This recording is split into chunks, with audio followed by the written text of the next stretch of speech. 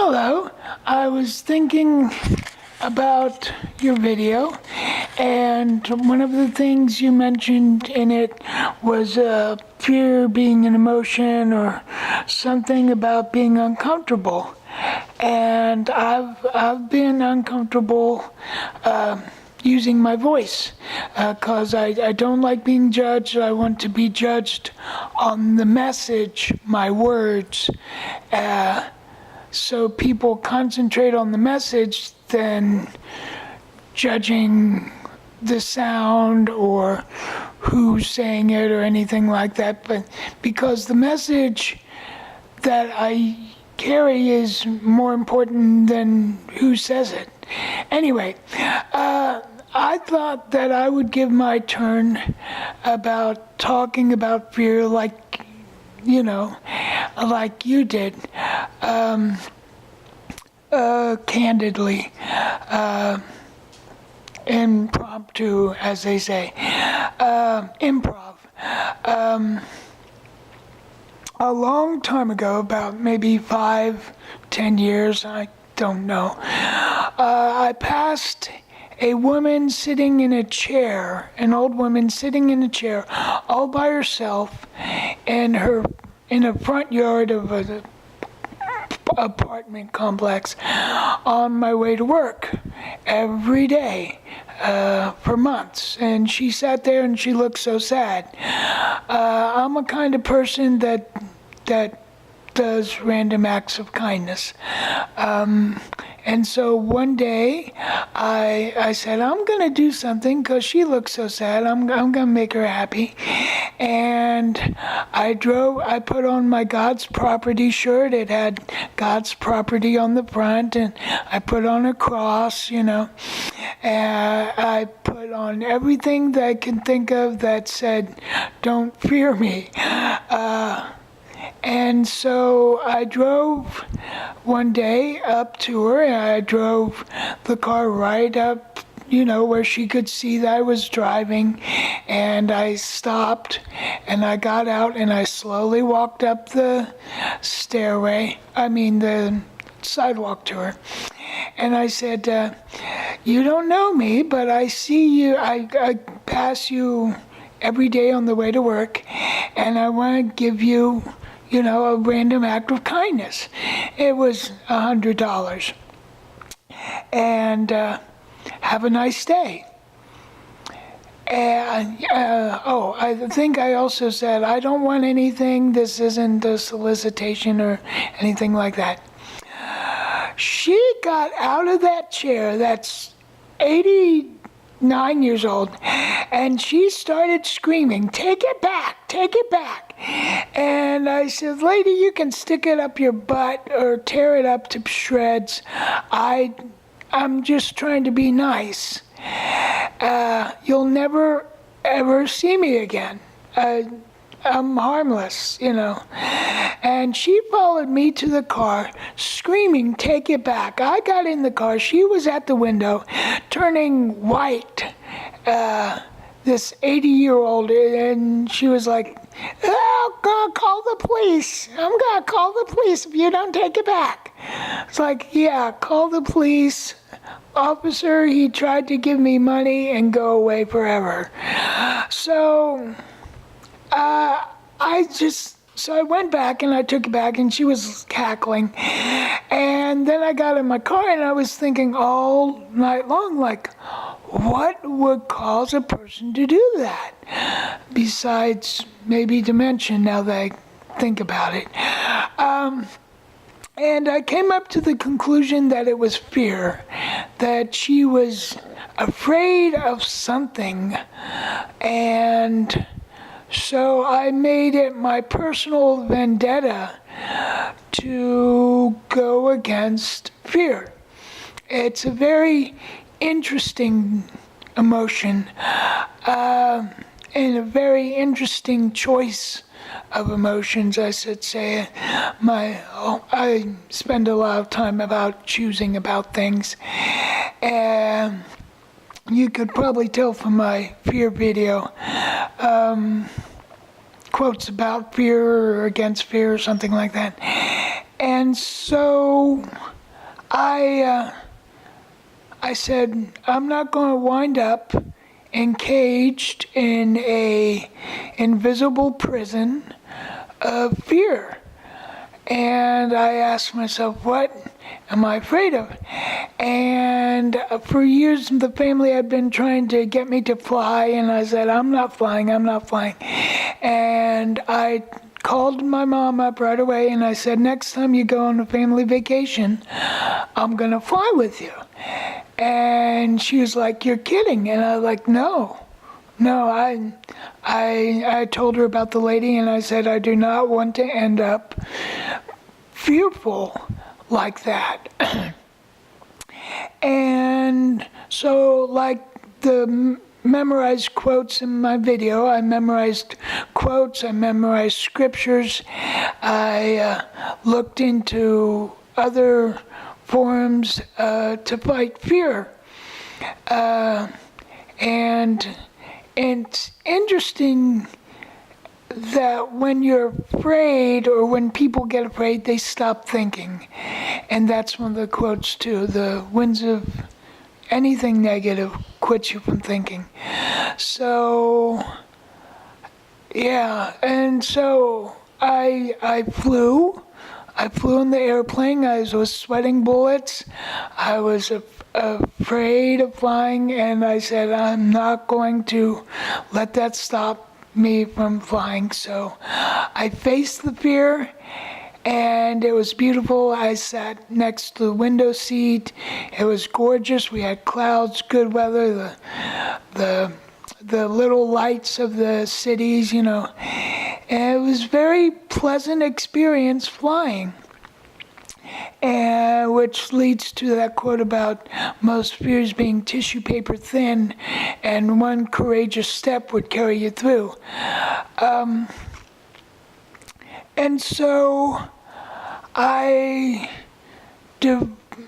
just really went in myself to find things I was afraid of and counteract them with scriptures from Bible, or quotes, or just something. One of the ones, most highlighted there was courage is not the absence of fear, it is the resistance to and mastery over it. It is the decision that something else is more important. And what I said in my video, or wrote in my video, is mostly what I think of that. And my life is more important, the happiness of my loved ones is more important, my security is more important than fear. Or vice versa, or something like that. I think fear can be a motivator. Like I feared that I would wind up like that lady, so I went against the fears that I had. Everybody is afraid of something, or many things. And everybody has lost somebody, and everybody loves somebody, or something. And so realizing that also helps connect things as well. I guess helps me feel more empathy for other people, and instead of judging them, having pity and being sad for people who let fear influence and puppet them.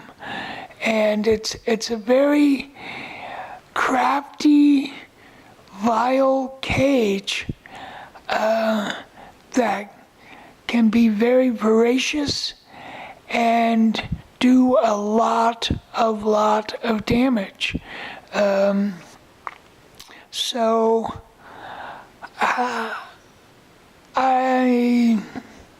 That's how you choose things, you choose things, you choose things, you choose things. You choose Coke over Pepsi, or milk or over water, or you choose to get up in the morning and you choose to have a good attitude or bad attitude. You choose to be afraid of something, or you choose to try to understand why you're afraid of it, or what you're afraid of, or what exactly it is. And it's usually just something small, something that just gets blown out of proportion when you start fearing. A lot of people, they fear me just because I'm different.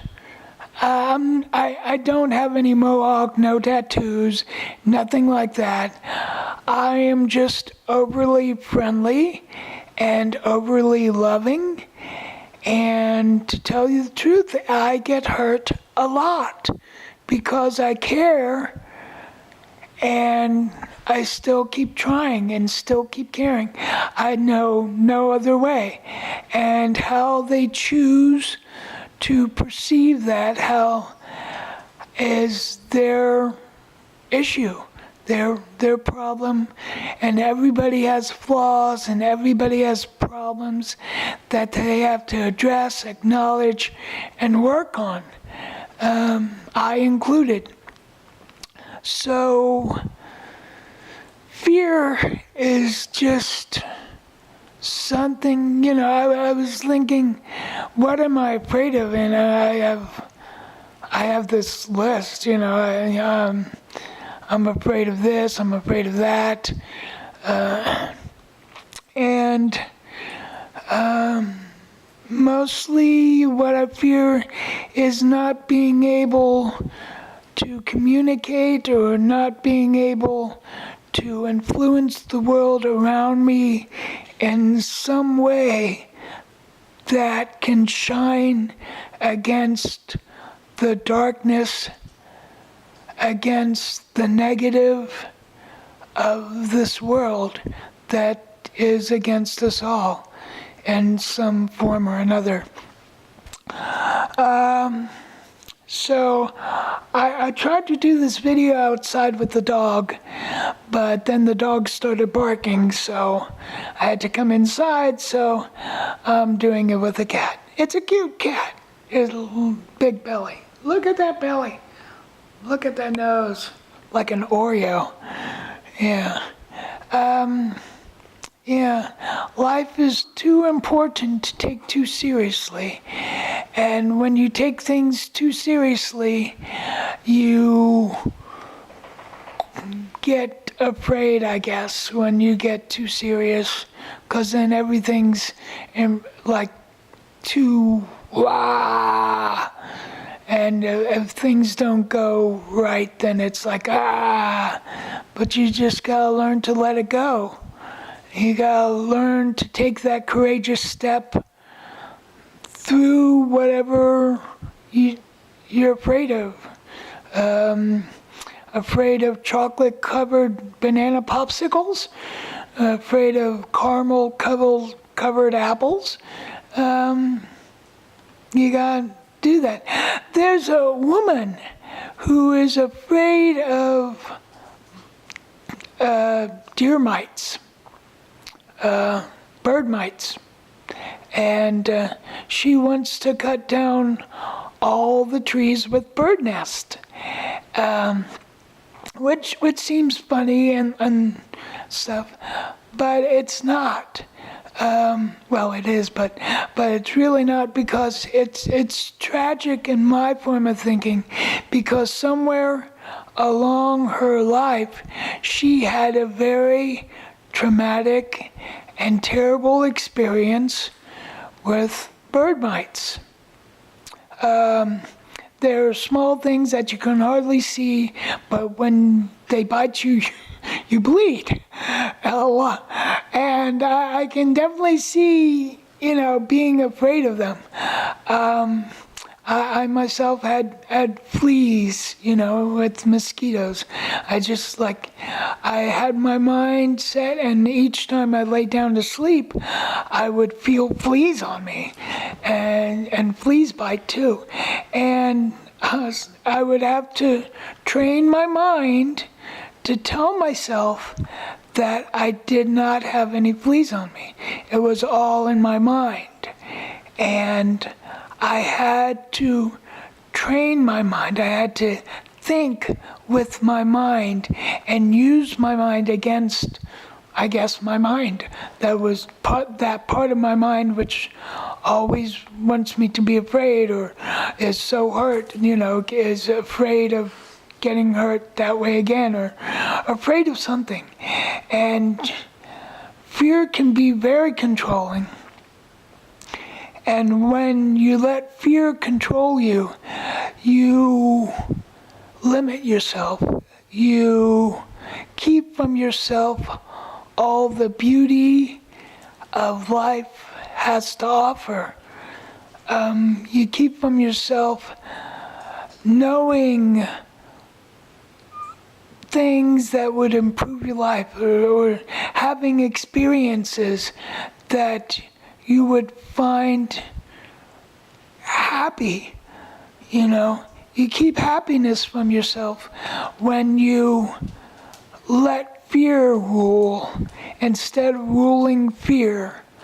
You can say, okay, I'm getting excited about this, I'm a little afraid of this, but I'm not going to let fear tell me what to do. I'm going to choose what I'm going to do. And here are the factors. I want to improve myself. I want to explore. I want to know within myself that I am my own master, and I will not be mastered by fear. And you got to catch it early when you start getting that way. I've found, because if you wait till like the middle of a panic attack or whatever, it's going to be darn difficult. Very, very difficult to break that landslide, to break that venom and poison that fear puts into the thoughts, that those words of fear that just overshadow and keep from the soul the desperate nourishment of good words, of good thoughts, of good feelings, of good moments. And that's, I guess, all I have to say on the subject. I mean, I'm looking at this, it's like 18 minutes long. I was like, oh no.